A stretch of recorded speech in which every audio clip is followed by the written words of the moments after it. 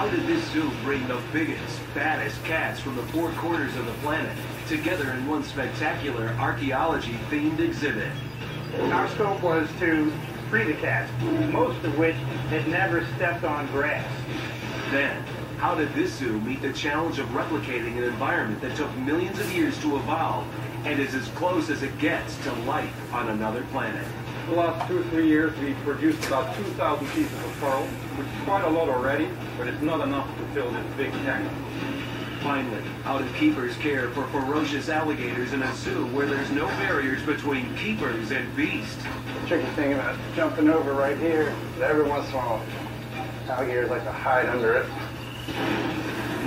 If you took the best zoo habitats on the planet and put them together in one place, you'd have a world we call the ultimate zoo.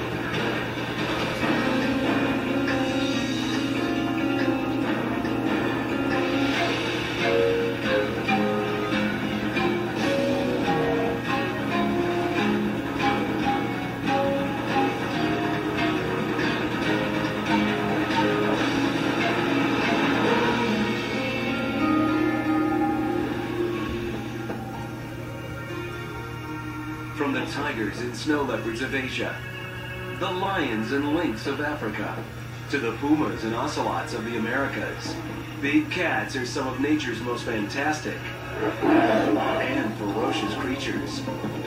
To truly understand and appreciate their grandeur, it would require a trek encompassing 4 continents and some of the most dangerous and ancient habitats on the planet. But now, Memphis Zoo would attempt to create that same experience in one exhibit, the first of its kind in the world. It would take visitors through the authentic, naturalistic open-air habitats of 9 big cat species from 3 different continents. How did they do it? Ultimate Zoo was there to find out as we go inside Cat Country.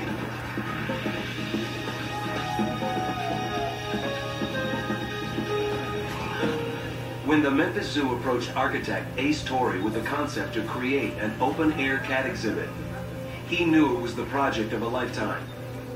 A structural and landscape architect for little over a decade, he was also a longtime lover of animals. And now with Memphis, he saw an opportunity to finally demonstrate how a zoo exhibit could blend safety, comfort, and natural experience for the animals, even when those animals were big cats. Well, it goes back to the original master plan that we did in 1985 that took a look at a 36-acre zoo that had gone 2 decades without any new exhibits. The particular point and reference was that the cats had been imprisoned in a typical historic cat house with bars and so forth, most of which had never stepped on grass. So our scope was to free the cats. Cat Country would be the first zoo exhibit to offer big cats a naturalistic habitat that mirrored the wild. The result was an exhibit that would span 4 different environments, from 3 different continents, including Africa, Asia, and South America. But for Torrey, this concept was more than just for the animals. He also wanted to create an unparalleled experience for the public. To do this, he added a dramatic historical context, creating a storyline that showed how human civilizations have intertwined with big cats for the last 4,000 years. A story that, interestingly enough, started in Memphis. Not Memphis, Tennessee, but Memphis, Egypt.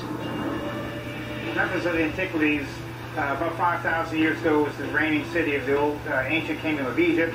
So we created this Egyptian-themed entry, the temple that takes us into Cat Country. The royal Egyptian backdrop would create the theme for the lion and fishing cat habitats. Next, Torrey would incorporate an African savanna for cheetahs and caracal cats. Then, there was the South American habitat of the jaguar. And finally, the jungles of Asia, where Torrey unveiled another temple. The famous Angkor Wat in Cambodia, created as a centerpiece for pumas, snow leopards, and Sumatran tigers. So here I am in the midst of the ancient city of Angkor Wat, and we've come across 2 tigers that are at rest in the temple itself. The Sumatran tiger environment would be one of the main attractions of Cat Country. But temples alone don't suffice these big cats. Sumatran tigers also spend a lot of time in water. So here, Tori used this element for both safety and stimulation, creating a moat that provided the tiger with room for swimming and as a barrier to keep the public out of reach. The moat is actually specifically designed to serve the animal.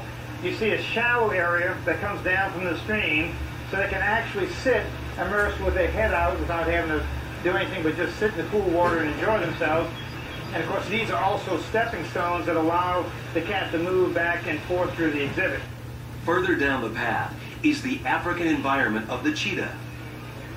In the wild, these long, slender cats dine on an assortment of hoofed animals, as well as smaller species, like the ground-dwelling meerkats.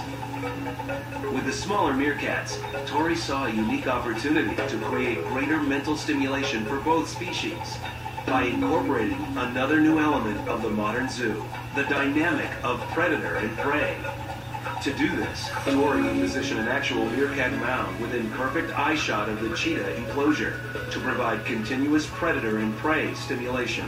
Now what you see the meerkats looking at right now are the cheetahs over on this other side of the exhibit. We actually juxtapose them like this for a dramatic relationship between the two. And we're found to actually engaging with both of the animals, where they can see anticipated prey sees a predator, and there's a social dynamic that, just as you see in the wild, actually occurs within this exhibit. Next, the trail leads visitors into the South American habitat of the jaguar. For the jaguar, stimulation comes from a rocky terrain where they could actually climb to multiple levels. Only problem, Ace then had to find a viewing area for the public. His answer was to literally embed it right in the middle of a sheet of rock.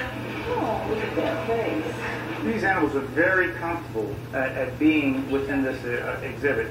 And there's a great relationship between you and the critter in terms of discovering one another in a really neat space.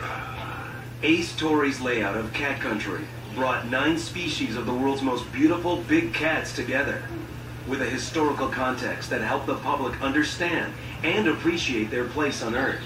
But while the architecture of such an exhibit was ambitious, the security of keeping these mighty cats from pouncing on keepers, the public, or each other was an even greater challenge.